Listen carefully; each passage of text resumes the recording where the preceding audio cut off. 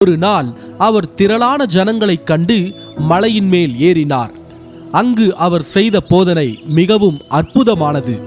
அவர் ஜனங்களுக்கு போதித்தது என்னவென்றால், ஆவியில் எளிமையுள்ளவர்களாய் இருங்கள் என்றார்.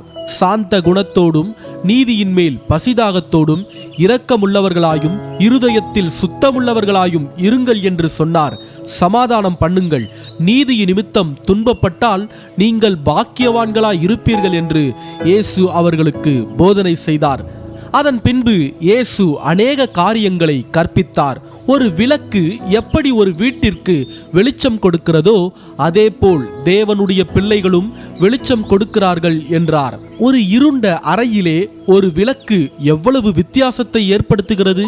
அன்றைய காலகட்டத்தில் இயேசு சந்தித்த மக்கள் கண்ணுக்கு கண் பல்லுக்கு பல் என்கின்ற பழிவாங்கும் சிந்தனையில் காணப்பட்டார்கள். ஆனால் இயேசுவோ